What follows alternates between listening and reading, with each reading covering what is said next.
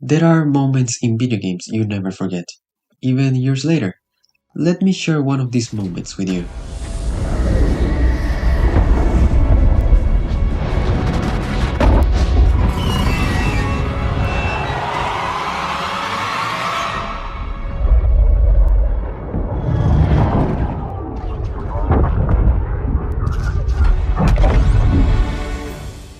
I still remember seeing it for the first time. I thought, wow, this is amazing. And in that instant, I understood that video games could be something more, something beyond gunfire, levels, or missions. They could make you feel like you were part of something massive. And they could give you moments so epic they stay with you forever. Moments when you realize you're not just playing, you're experiencing something. And the beautiful thing is, I'm not the only one. We all have scenes like this, moments that left a mark on us, that made us fall in love with this medium. For many people, that moment came with Super Mario 64, when 3D changed everything. For others, it might have been Final Fantasy VII, their first step into JRPGs with unforgettable story and characters.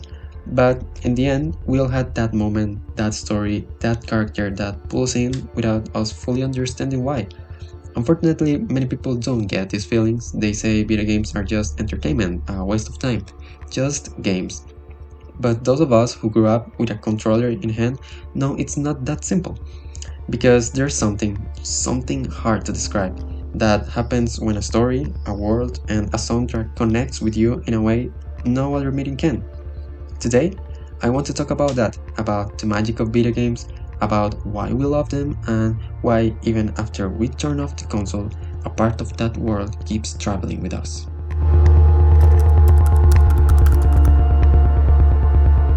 Personally, one of the things I love most in a game is a good story. There are stories that grab you in the first minute, characters that captivate you, worlds that amaze us.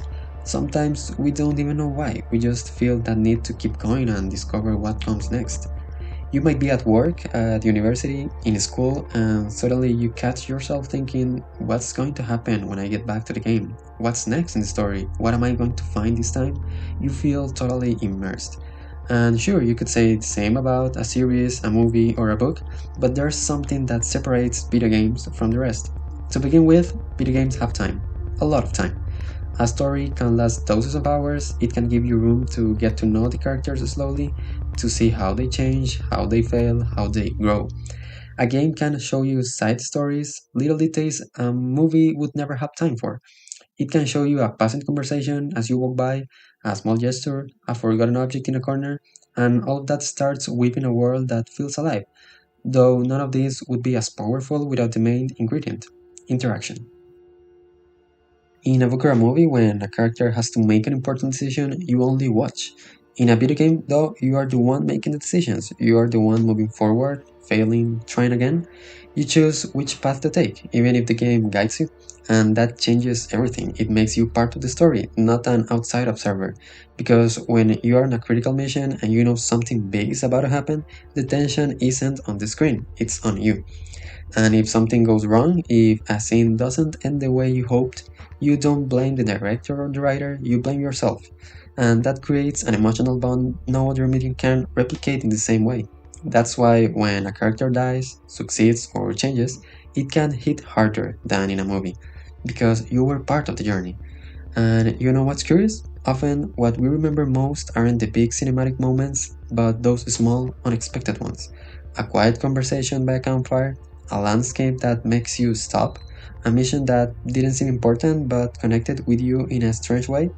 Those moments stay there, in your memory, like fragments of life, as if you had truly lived them. At the end of the day, that blend of story, characters, world, and interaction creates something very special. The feeling of belonging to a place that doesn't exist, but somehow belongs to you.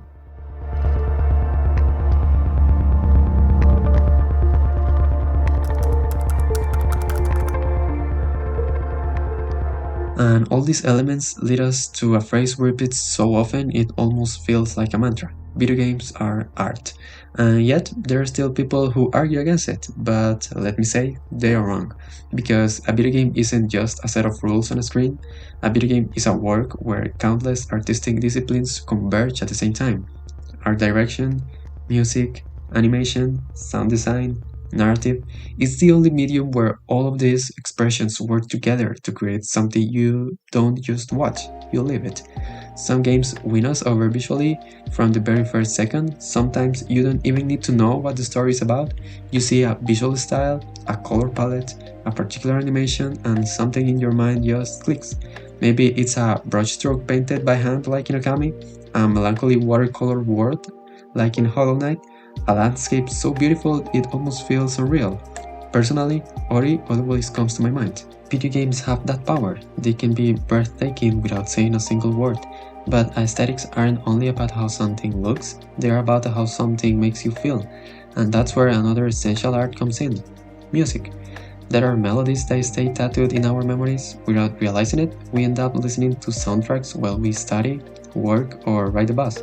And when that song plays, we are instantly transported back to a specific moment in a game. Many times, music is the thread that ties our memories to the game. Often, what we remember isn't the final boss, the tricky level, or the epic line of dialogue. It's that music that took our breath away. For example, one of those moments for me is the arrival at Idithil in Dark Souls 3, when that world opens before you like a living Gothic painting, or the descent into Rapture in Bioshock, with that blend of awe and tension as you sink toward an impossible underwater city. In both moments, you feel a burning desire to move forward, to explore, to immerse yourself.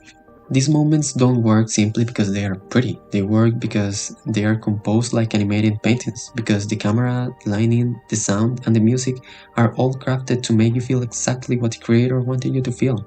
And that's where one of the most magical aspects of video games art appears. The player is part of the artwork, because in a video game, you complete the scene, you choose the pace, the direction, the speed, sometimes even the emotions of the character. The game gives you a world, and you give it life. And it's precisely there where it becomes clearer than ever that video games are art. In the end, what we carry with us from each game isn't just its mechanics, its graphics, or its achievements. It's the moments, the memories, the silences. And that is what makes video games transcend.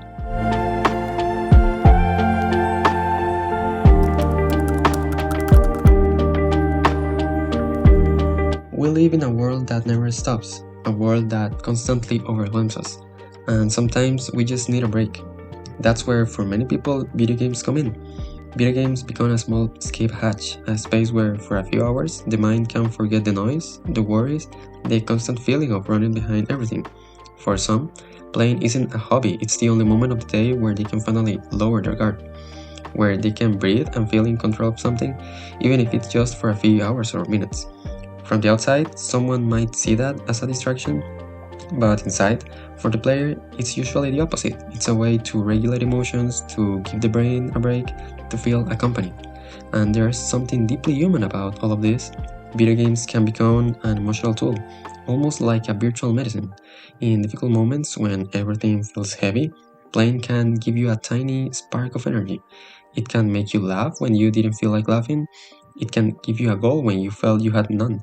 And yes, it can help with tough situations like depression, not as a magic cure, not as a replacement for professional help, that's important to say, but as a bridge, a way to soften the weight of a difficult day. One of the main ways games do this is when they put a big challenge in front of us, an obstacle that, even though it's tough, pushes you to improve and overcome it. The clearest example that comes to mind is the Souls-like genre, but honestly, any game can give us that sense of challenge and growth. And that new purpose becomes a medicine that helps us keep going in real life. I felt it myself. There were moments when a video game helped me disconnect from difficult situations I was going through. I still remember those two games fondly. Indiana Jones and Doom helped me through moments of deep sadness in my personal life. For a little while, they pulled me out of that hard emotional state, and because of that, to this day, I hold them close to my heart. And I don't think I'm the only one. We all have that game that was there for us during a complicated time, the one that made us feel less alone, the one that became a quiet refugee. That's why, for so many of us, video games are not just playing. They're a place where we can disconnect to reconnect with ourselves. Because sometimes, what we need most is simply a world different from our own, somewhere we can rest for a moment. And video games, in a magical way we're still trying to understand, offer us exactly that.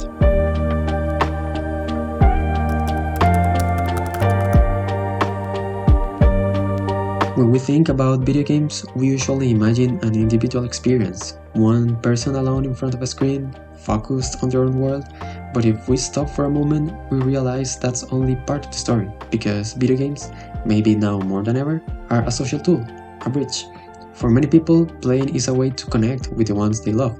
Maybe it's that parent who only has a couple of hours free in the entire day and decides to spend them playing with their kids, or siblings who live far apart but feel close when they hop online and play together, or friends who grew up side by side and even though their lives look completely different now, they always manage to find a moment to play and catch up. For many families, that's the only time when everyone is truly present. And then there's the other side, the community that forms outside the game itself. People who meet online, who start as just a name on a player list and eventually become closer friends. Or even partners, maybe you know a case like that. There's something special about it. When we play, we share a goal, a challenge, an adventure, and sharing challenges bring people together. It makes us trust, makes us communicate, makes us laugh at ridiculous failures and celebrate almost as if it were a real win when we finally overcome something tough. In a time when socializing can be hard, when most people are tired, busy, or distant, video games become a safe place, a place where interaction doesn't need to be perfect or intense, it just needs to be honest. And it doesn't have to be online. There's something unique about sitting on a couch with someone, sharing controllers, and laughing at how chaotic the screen becomes. Those improvised moments become memories that stay with us forever. Personally, that's why I love what studios like Haze Light do. Their games aren't just about buttons or story, they're about the interaction with the person sitting next to you. And in a world where we often feel more disconnected than ever, that's valuable. In the end, video games don't just connect us with fictional worlds, they connect us with other human beings. They remind us that behind the avatars, the skins, the scores, there are real people who feel just like we do. Even though, yes, there's sometimes a lot of insensibility, let's be honest. And many times, thanks to a simple game, someone finds company when they need it most. That's why the social aspect matters so much, because when we share video games, they become bigger, more meaningful, more human.